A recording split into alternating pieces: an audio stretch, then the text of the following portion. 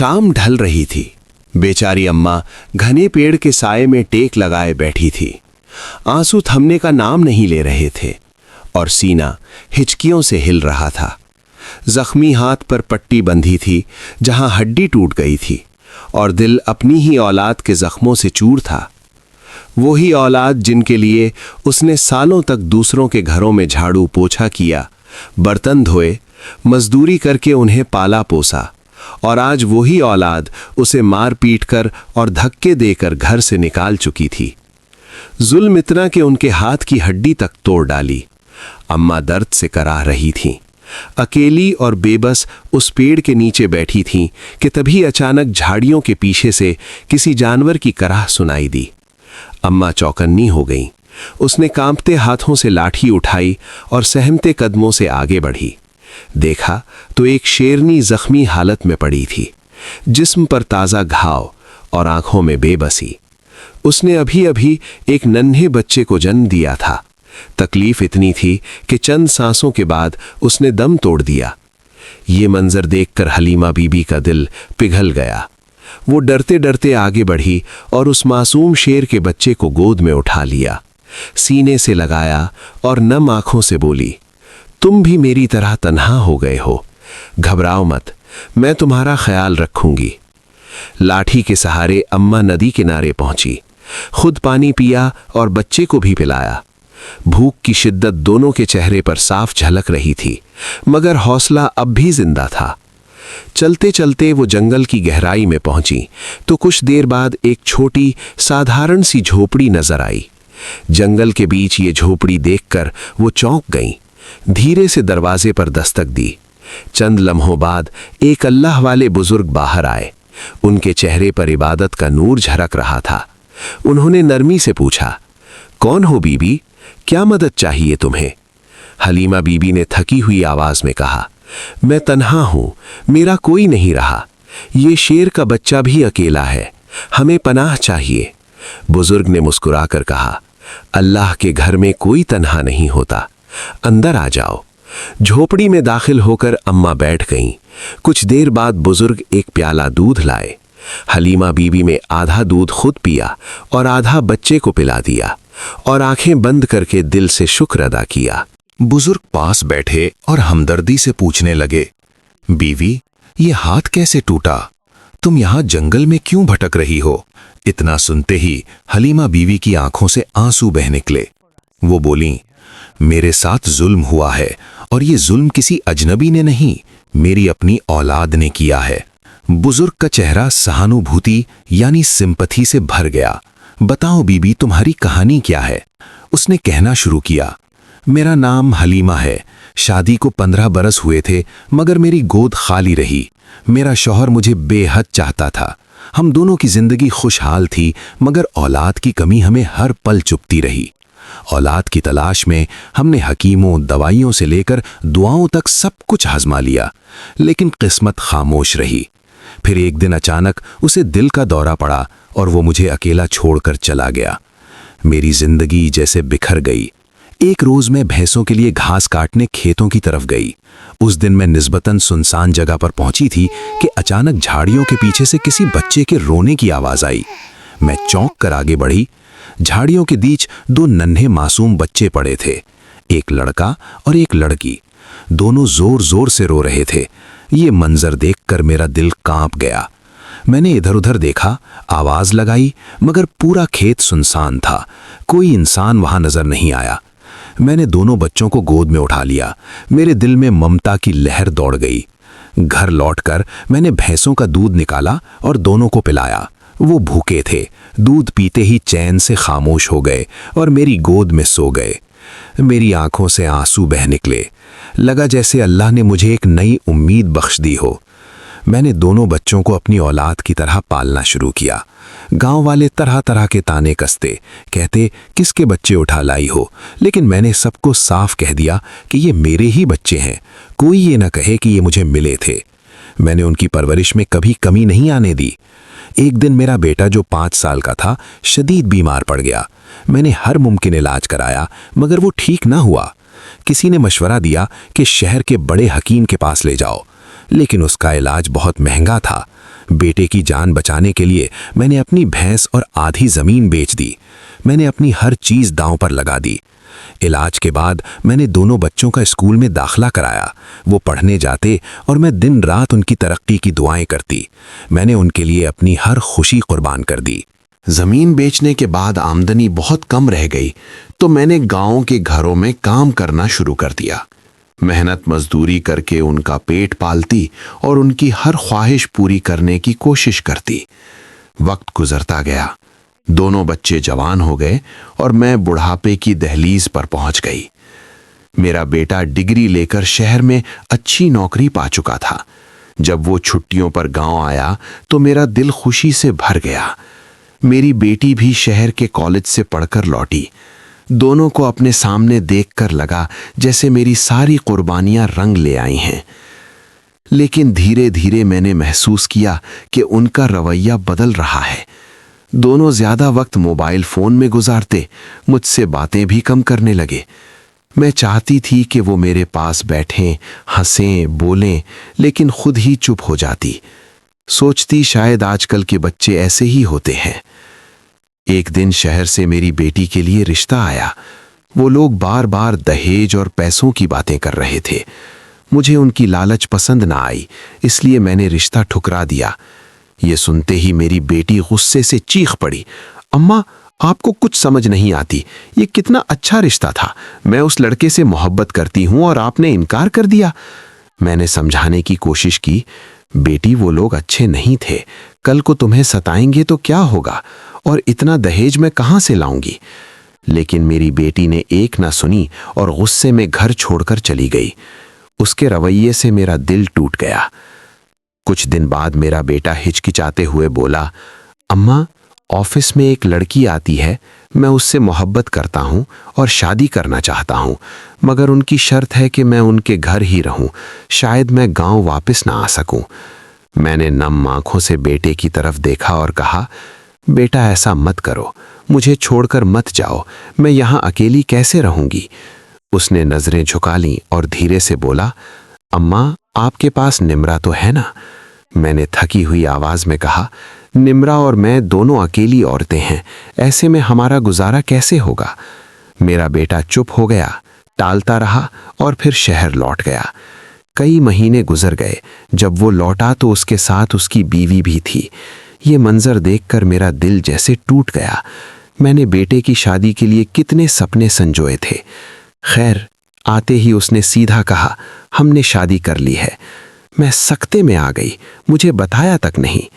मेरे लब बंद हो गए, मैं बस खामोश रह गई। उसके बाद निम्रा का रवैया भी बदल गया। उस रिश्ते के इनकार के बाद वो मुझसे बेरुखी से पेश आने लगी और रही सही कसर मेरी बहू ने पूरी कर दी। वो अमीर घराने से आई थी और मेरे वजूद को बोझ समझती थी। एक दिन मैं सिलाई के काम में मशगूल थी, तभी बहू मेरे पास आकर बैठ गई। बातचीत के दौरान मेरे मुंह से निकल गया कि निम्रा और शकील मेरी सगी औलाद नहीं है। मैंने सादा दिली से बताया कि किस तरह मैंने उन्हें पाया और पाला। बहू ने मुस्कुराते हुए मेरी बातें सुनी, लेकिन मुझे अंदाजा नहीं था कि उसके दिल में क्या ख्याल पनप रहा है। अगली सुबह जब मेरी आंख खुली तो दोनों बच्चे मेरे सामने खड़े थे। उनकी आंखों में नफरत की आग जल रही थी। शकील गुस्से से चीखा, तुम धोखेबाज औरत हो, ऐसी मां हमने कभी नहीं देखी। निम्रा ने तलखी से कहा, अच्छा इसलिए तुमने मेरा रिश्ता ठुकरा दिया था, क्योंकि हम तुम्हारी सगी औलाद नहीं हैं। मैं पत्थर सी जड़ होकर रह गई। एक रोज मैंने देखा कि बेटी फोन पर किसी लड़के से बात कर रही है। रात का समय था। पास जाकर देखा तो वो अपनी गंदी तस्वीरें उसे भेज रही थी। ये देखकर मेरा कलेजा फट गया। मैंने उसे रोका और गुस्से में उसके गाल पर एक थप्पड़ मार दिया। यही सिखाया था मैंने तुझे, अल्लाह का खौफ कर, मैंने आंसुओं में डूबी आवाज में कहा। उसने गाल पर हाथ रखा और गुस्से से बोली, मैं किसी से भी बात करूं, तुझे क्या, और तेरी हिम्मत कैसे हुई मुझे थप्पड़ मारने की। वो झट से उठी और मुझे जोर से धक्का दे दिया। मैं जमीन पर गिर पड़ी। फिर वो मुझे लातों से मारने लगी। इतने में बेटा घर आया। बहन ने भाई के कान भरे और अगले ही लम्हे दोनों ने मुझे डंडों डंडों और लातों से पीटना शुरू कर दिया। मेरी चीखें घर के आंगन में गूंज उठी। मैं रोते हुए हाथ जोड़ती रही, मेरा कसूर बताओ, आखिर मेरा कसूर क्या है? लेकिन किसी ने मेरी बात नहीं सुनी। बहू एक तरफ खड़ी तमाशा देखती रही। फिर बेटी ने जहर उगला, तू हमारी सगी मां नहीं है, तू हमें कभी चैन से जीने नहीं देगी, तू इस घर में रहने के लायक ही नहीं है। इतना कहकर उन्होंने मुझे धक्के देकर घर से बाहर निकाल दिया। मैं निढाल और बेबस दरवाजे से बाहर जा गिरी। आंसू बहते रहे और मैं सोचती रही, जिन्हें मैंने अपनी जान से बढ़कर चाहा, जिनके लिए हर गम सहा, उन्होंने मुझे यही सिला दिया। ये सब सुनाकर हलीमा बीबी फूट फूट कर रोने लगी। अल्लाह वाले बुजुर्ग की आंखों में भी दर्द उतर आया। उन्होंने नरमी से कहा, तसल्ली रखो बीबी, अल्लाह इंसाफ करता है, सब ठीक हो जाएगा। शेर का मासूम बच्चा खामोशी से हलीमा बीबी को देख रहा था, जैसे हर बात अपने नन्हे दिल में उतार रहा हो। बुजुर्ग ने स्नेह यानी प्यार से कहा, ये झोपड़ी तुम्हारी है, ये मेरी बकरी है, इससे दूध ले लिया करना, यहीं रहो और हिम्मत रखो। मैं अल्लाह की राह में सफ़र करता हूँ, लेकिन कभी कभी यहाँ आता रहूँगा। ये कहकर वो वहाँ से रवाना हो गए। हलीमा बीवी उस नन्हे शेर के बच्चे के साथ झोंपड़ी में रहने लगी। वो अल्लाह की इबादत करती और ज्यादा वक्त उस मासूम के साथ गुजारती, उससे बातें करती, अपने दुख बांटती। वो बच्चा जैसे उसकी हर बात समझता, कभी सर हिलाकर जवाब देता, कभी उसकी गोद में सिमट जाता। उधर शकील और निमरा को यकीन था कि उन्होंने एक धोखेबाज औरत को सबक सिखा दिया है। शकील की बीवी उनके दिलों में और जहर घोलती रही। वो कहती, तुम्हारी माँ ने खुद कहा है कि तुम उसकी औलाद नहीं हो, उसने तुम्हें कहीं से चुरा कर लाया था, असल में तुम बड़े खानदान से ताल्लुक़ रखते हो, चाहो तो गांव वालों से पूछ लो। शकील बेचैन हो उठा और गांव के एक बुजुर्ग आदमी के पास पहुंचा। अंकल, सच बताइए, क्या हम उस औरत की सगी औलाद हैं? आदमी ने आहिस्ता से कहा, नहीं बेटे, असल बात तो ये है कि। लेकिन शकील ने उसकी बात काट दी। बस मुझे इतना ही सुनना था, और बिना सच पूरा सुने वो गुस्से में घर लौट आया। निमरा को भी अपने रिश्ते के इनकार का दुख चैन से बैठने नहीं देता था। अम्मा को घर से निकाल देने के बाद दोनों ने सोचा कि अब उनकी जिंदगी पुरसुकून हो जाएगी, लेकिन असलियत ये थी कि उनके दिल अब सच से खाली और घमंड से भरते जा रहे थे। शकील ने जल्द ही निमरा की शादी एक पंक्चर बनाने वाले मजदूर से कर दी और उसे रुखसत कर दिया। अब घर में वो और उसकी बीवी शाजिया अकेले रहने लगे। खेतों की आमदनी कुछ बेहतर हो गई। शकील ने थोड़ी और ज़मीन भी खरीद ली, लेकिन शाजिया, जिसने एक माँ के दिल को तोड़ा था और औलाद को उसी के हाथों से बेदखल करवाया था, ये नहीं जानती थी कि अल्लाह की पकड़ से कोई बच नहीं सकता। एक रात जब वो गहरी नींद में थी, उसने ख्वाब में हलीमा बीवी को देखा। उनके चेहरे पर आंसू थे, आवाज़ बेहद दर्दनाक थी। शाजिया, याद रखना, तुम्हारा अंजाम इबरतनाक होगा, तुम भी औलाद के दुख का दर्द चखोगी। शाजिया हड़बड़ाकर जाग उठी, चेहरा पसीने से भीग गया, दिल तेजी से धड़क रहा था, लेकिन खुद को तसल्ली देने लगी कि यह सिर्फ एक ख्वाब है। 5 साल गुजर गए, लेकिन शकील और शाजिया की कोई औलाद न हुई। शाजिया दिन रात तड़पती और रोकर कहती, या अल्लाह, मुझे औलाद की नेमत अता कर। आखिरकार अल्लाह ने रहमत की और शाजिया उम्मीद से हो गई। ये खबर सुनकर दोनों की दुनिया बदल गई। मन्नतों और दुआओं के बाद माँ बनने की खुशी ने उनके घर को रोशन कर दिया। वक्त गुजरा और अल्लाह ने उन्हें एक बेटे से नवाजा। शकील खुशी से झूम उठा, पूरे गांव में मिठाइयाँ बांटी गईं। शाजिया भी बेहद खुश थी, लेकिन उसके दिल के अंदर कहीं एक अजीब सा डर बैठ गया था। अक्सर रातों को वो डरावने ख्वाब देखती। हलीमा बीवी का रोता हुआ चेहरा उसके सामने आ जाता। उधर हलीमा बीवी झोंपड़ी में बैठी कुरान मजीद की तिलावत कर रही थीं। उनका शेर, जो अब बड़ा हो चुका था, बहुत देर से बाहर गया हुआ था। वो तिलावत करते करते बार बार दरवाजे की ओर देखती। अचानक झोंपड़ी का दरवाजा जोर से खुला। शेर अंदर दाखिल हुआ। उसके मुंह में कंबल में लिपटा हुआ एक नन्हा सा बच्चा था। उसने बड़ी नरमी से वो बच्चा हलीमा बीवी की झोली में डाल दिया। हलीमा बीवी के हाथ कांप गए। या अल्लाह, ये कहां से ले आए हो? उन्होंने घबरा कर कहा। शेर ने अपनी आंखों से उनकी तरफ देखा और सर झुका दिया, जैसे कह रहा हो कि अब तुम्हारा इंतकाम शुरू हो चुका है। हलीमा बीवी की आंखें भर आईं। वो पहचान गईं कि ये वही शेर है जिसे उन्होंने अपने हाथों से पाला था। उधर गांव में हंगामा मचा हुआ था। शकील और शाजिया पागलों की तरह इधर उधर भाग रहे थे।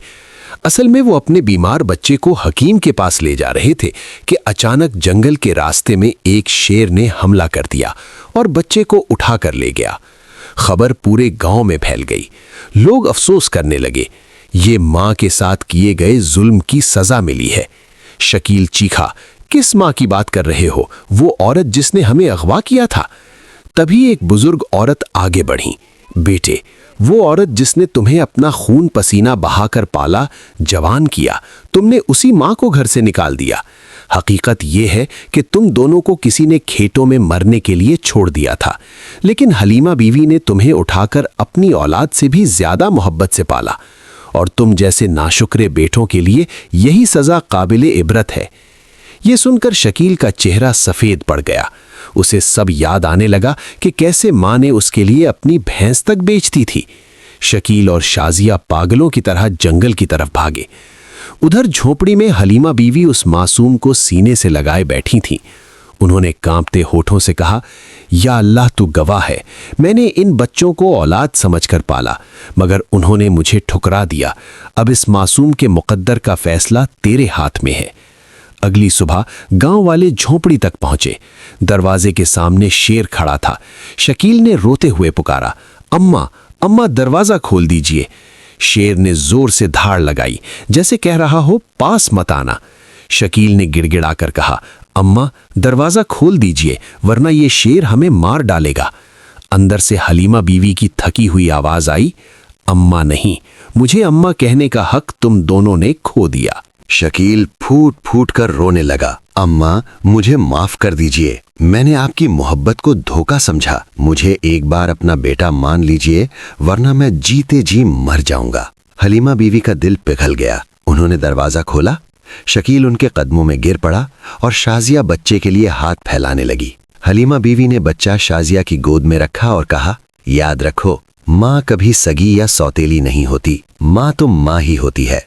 औलाद का रिश्ता खून से नहीं, मोहब्बत से बनता है। हलीमा बीवी अपने बच्चों के साथ घर लौटी। शेर भी उनके साथ रहने लगा। शकील और शाजिया अब दिन रात माँ की खिदमत करते। लेकिन एक दिन हलीमा बीवी खामोशी से इस दुनिया से चली गईं। जब उन्हें दफना दिया गया तो वही वफादार शेर कब्र के पास आया, अपना सर मिट्टी पर टिका दिया और उसकी आंखों से आंसू बहने लगे। कुछ ही पलों बाद उसने वहीं दम तोड़ दिया। गांव वालों ने शेर को भी उनकी कब्र के पास दफना दिया। दोस्तों, ये कहानी मेरी अपनी इमेजिनेशन यानी सोच पर मबनी है, मगर इसका मकसद सिर्फ एक सबक देना है कि नेकी कभी रायगा नहीं जाती और माँ का दर्जा सबसे ऊंचा होता है। उम्मीद है आपको इस स्टोरी से कुछ सीखने को मिला होगा। अगर वीडियो अच्छी लगी हो तो प्लीज लाइक करें, कमेंट में अपनी राय दें और चैनल को सब्सक्राइब करना मत भूलें। अपने दोस्तों के साथ भी इसे शेयर करें ताकि ये सबक सब तक पहुंचे। Thanks viewers.